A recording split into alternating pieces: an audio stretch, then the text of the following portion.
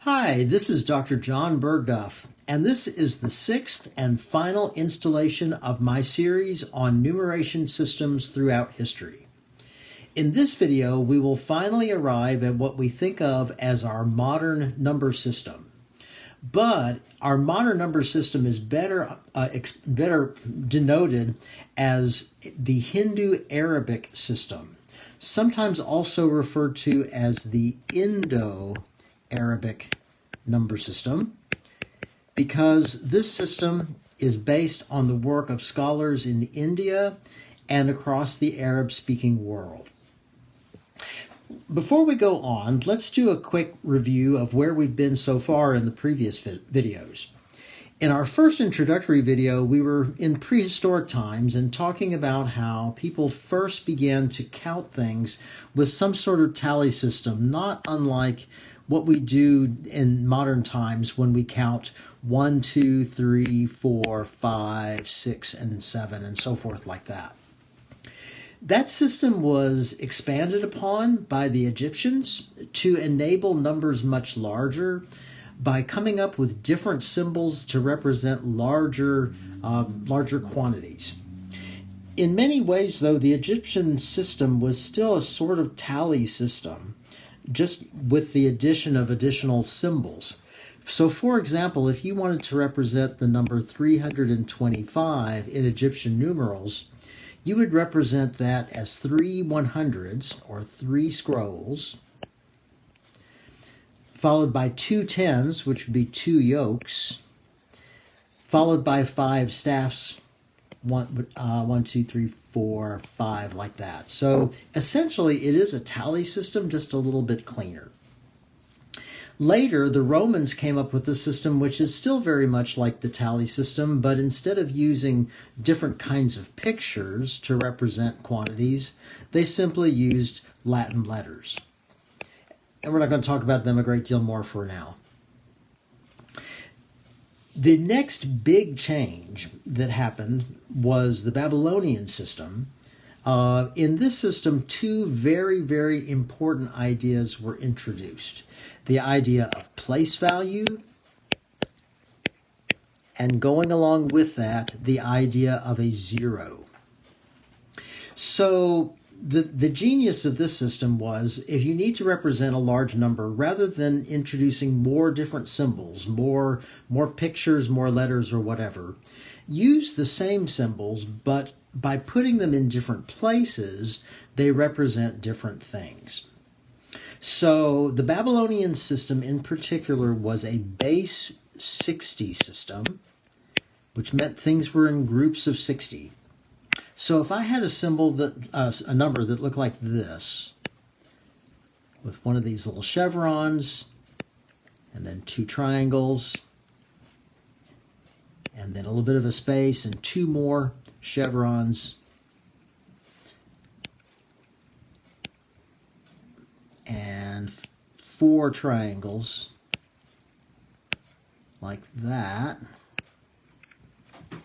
I would be introducing here 2 place values.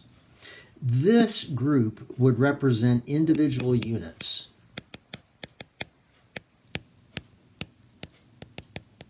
And this group would represent groups of 60, or a 60s place.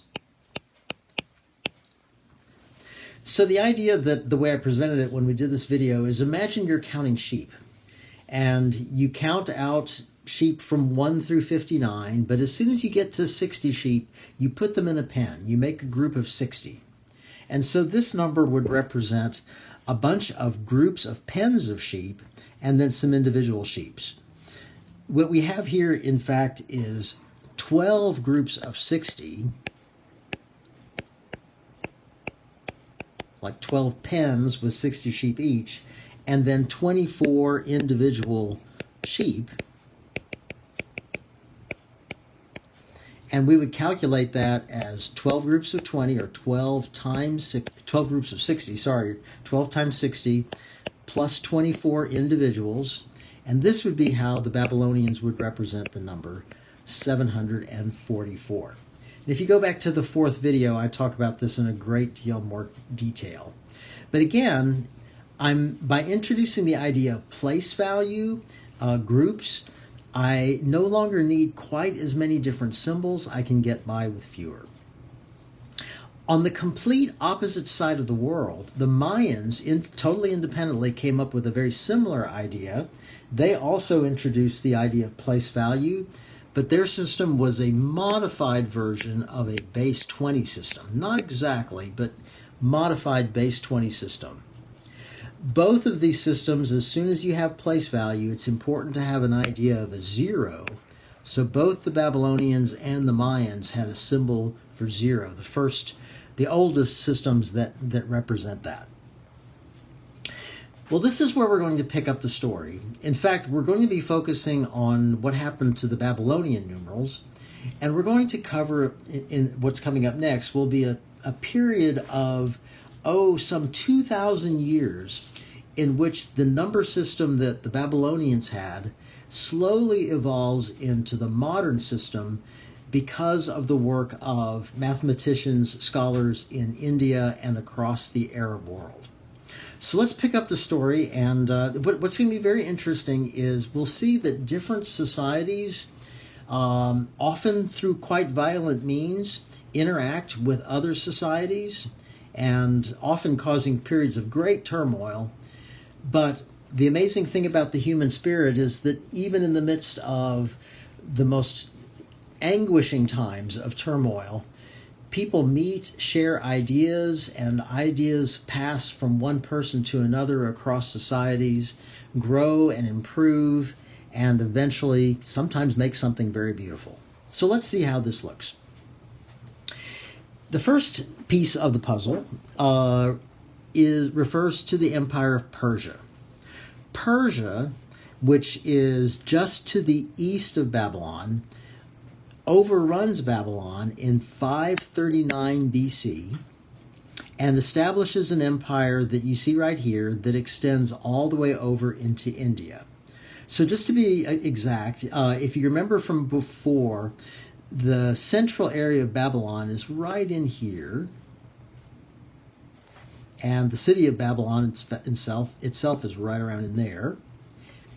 Persia by the way, that's modern day Iraq in sort of the central area. Persia over here is modern day Iran. That empire expands both east and west all the way to the Mediterranean and then over into India. This is the Indus River, which currently resides sort of in the middle of the country of Pakistan. Pakistan is kind of in through here. Pakistan was very definitely considered part of India and culturally is very similar to India and has been for centuries and centuries. So what happens is the Persians pick up the idea of number systems that the Babylonians had from over here, realize that there's a lot of good stuff in there, carry it with them through the empire. That eventually finds its way over into India and moves beyond the Indus River into the remainder of India, where mathematicians look at that system and improve upon it for a good 1,000 years. So what did the Indians do? Well, they made two major changes. The first thing they did is they looked at the base 60 system and decided 60 is just too big. It's unwieldy.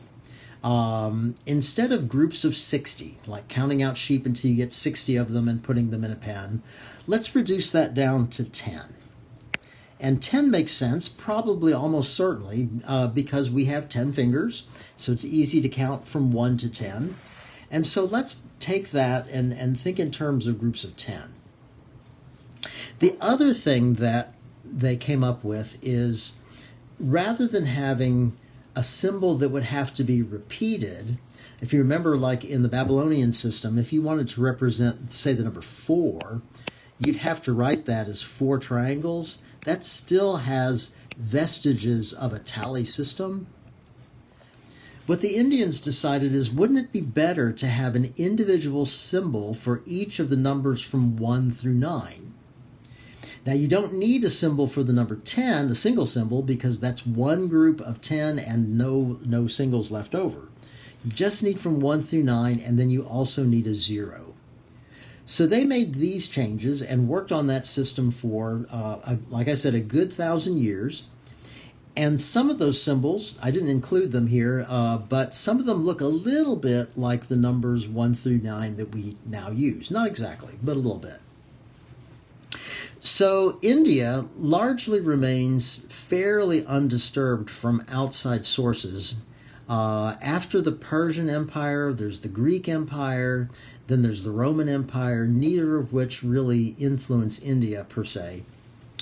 The next big historical event that begins to impact the growth of the number system is the life of the Prophet Muhammad, the author of the Quran and the founder of the religion of Islam.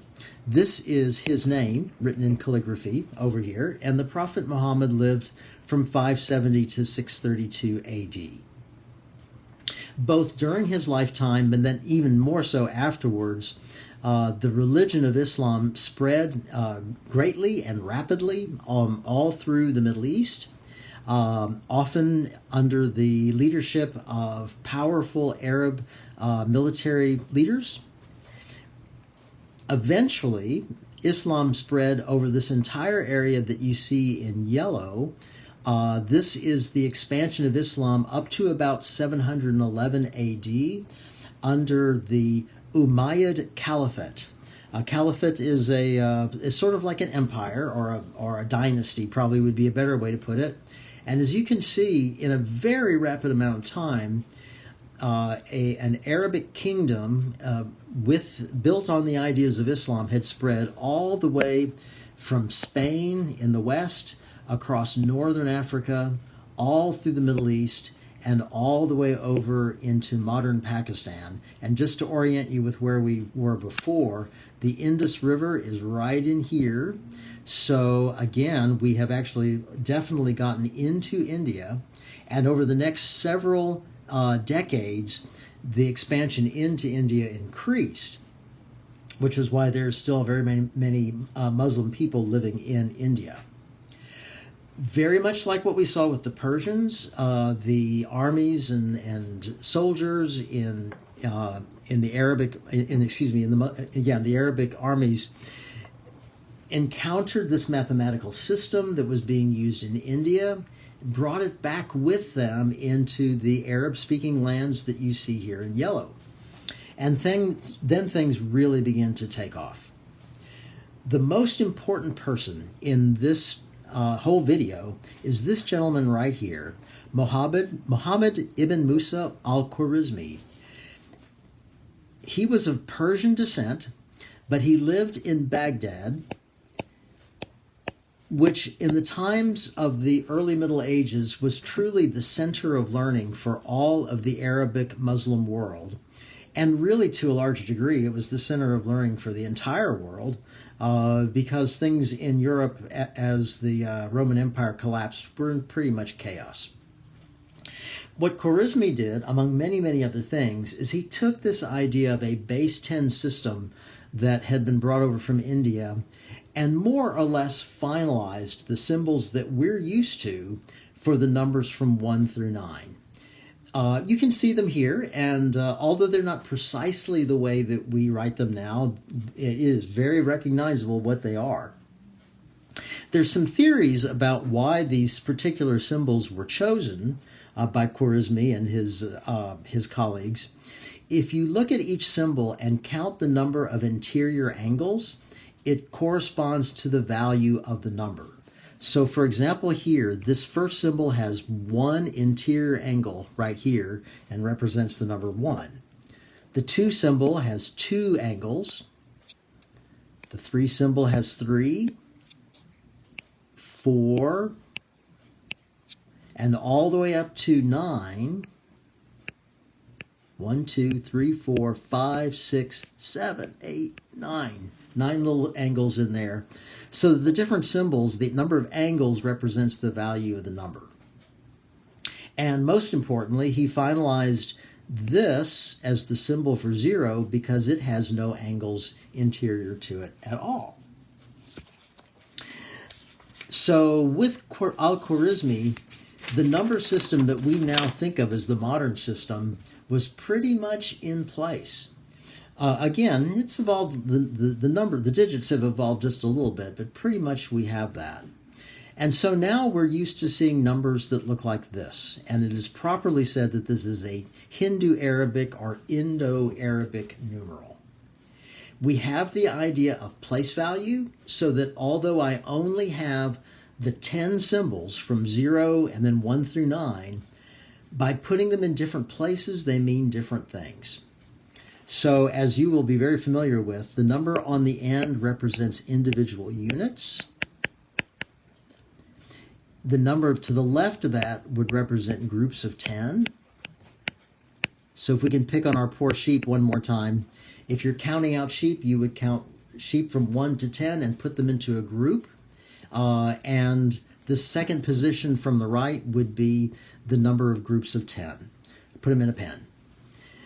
When you end up with 10 groups of 10, you end up with groups of hundreds. This number here would represent groups of 10 tens, or 10 squared, using exponential symbols that came much later, or hundreds. And then when you have 10 groups of 10 tens, you have groups of 10 10 tens, and that would be groups of 10 to the third, or thousands. So units, tens, hundreds, thousands, 10,000s, which is groups of 10 to the fourth, and on and on and on the number can be as big as you would like it to be. We refer to these as place values as well. So if I can do a little bit of erasing right here. Oh, that went farther than I expected. Sorry. So let me recreate that number. We had 25,384. We refer to these as places. So we have the units or ones place, the tens place, the hundreds place,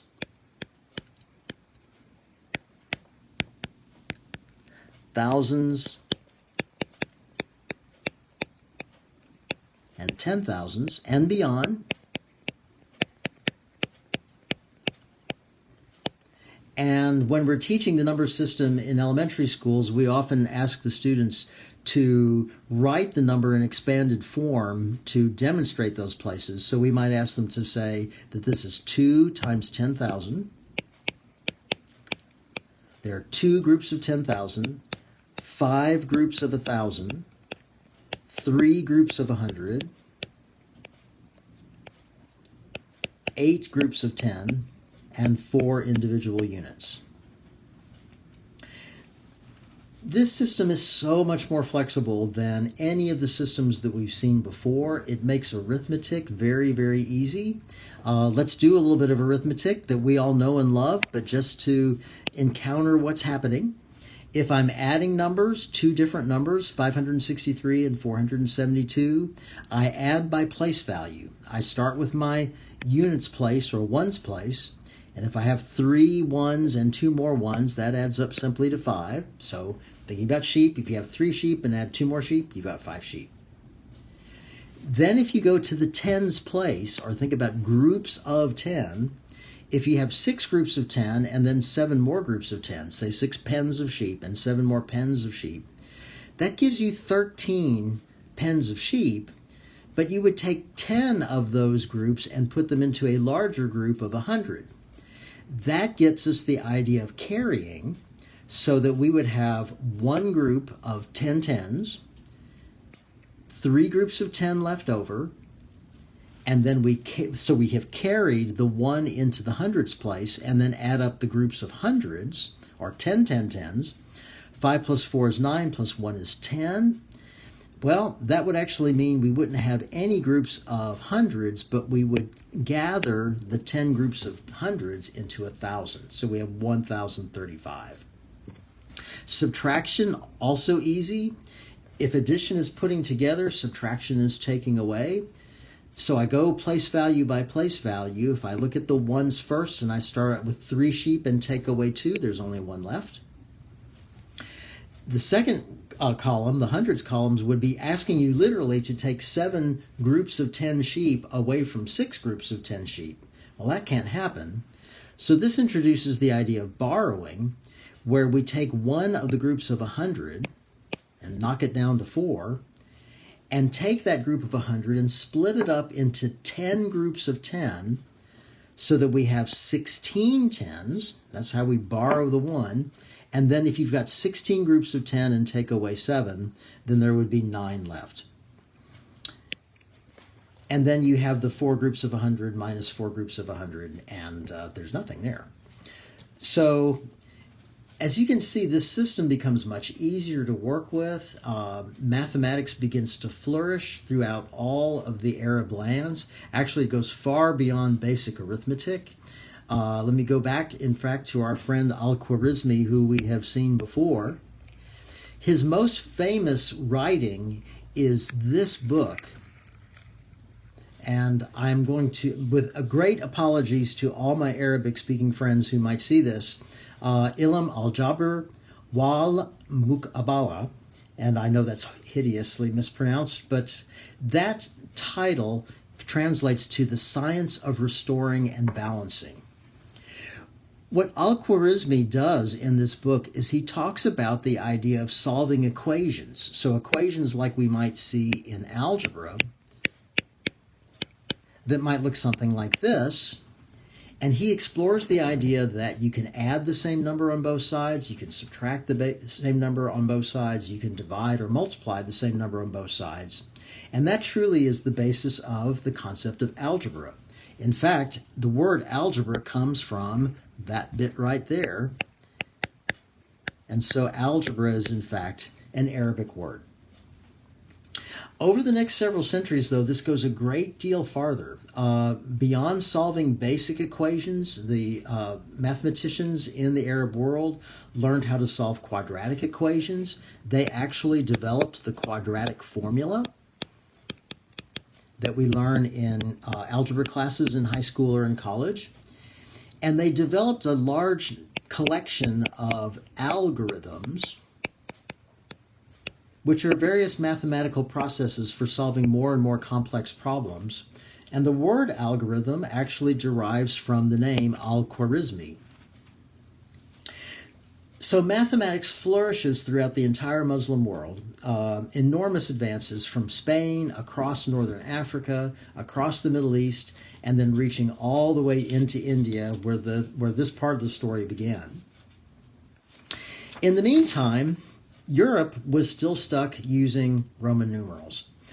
And there was virtually no progress in mathematics in Europe through this entire time period. Gradually, there began to be some interchange of ideas through trade, but to a very large degree, the Muslim world, which is seen here in green, was pretty much separate from the Christian world, which you see here in orange, until another set of very cataclysmic events began to happen. And those events were the Crusades. The Crusades were a series of wars that ran between 1096 and 1204 AD. War was not constant through that period. There would be times of war and peace. But it represented a series of wars between two sides, both of whom sadly thought they were fighting in the name of God, the Christian world and the Muslim world. And as we've seen in the other parts of this story, in spite of the suffering and anguish that these wars represented, people met each other, people shared ideas, and the Hindu-Arabic system gradually came back into Europe. The soldiers going off to the Crusades came back, showed it to their friends, and it quickly became clear that this was a far better system than Roman numerals, and it spread all through Europe. later, well later, after the beginning of the Renaissance and the scientific era after that, because Europe now had a simple-to-use system, mathematics and science flourished across Europe as well, beginning the great scientific age that we know about. From there, as the kingdoms of Europe became stronger, they started the colonial movement and began spreading their influence all over the world. In this diagram here, the area that is in dark gray represents Europe itself. All the colored areas are areas of the world that were under European control at one point or another over the next 400 years or so. The pink areas represent lands belonging to England. The blue areas represent areas belonging to France. The olive green is the Spanish Empire. We also have areas dominated by Portugal and Belgium and the Netherlands and Italy and Germany and a whole bunch of other countries. But mainly, as you can see, at one point or another, European colonialism controlled nearly the entire world. And although that too represented a great deal of anguish, and we still have problems that exist as a result of that colonial period, one of the better things is that the Hindu-Arabic system made its way all over the world and is now truly established as the universal system. So I want to thank you for joining me on this journey. We have covered about 5,000 years of history, and we've covered the contributions of numerous societies all over the world, and we didn't even get to all of them. There were contributions made by the Chinese in the Far East. There's interesting ideas that came out of sub-Saharan Africa, and many, many others. But I hope this has helped you see and maybe even get a greater appreciation for the number system that we have currently, its great history and its many fine qualities and all the hard work that went into developing them over some 5,000 years. So thank you again for joining me. I am Dr. John Bergdorf, and I hope you've enjoyed this series on numeration systems throughout history.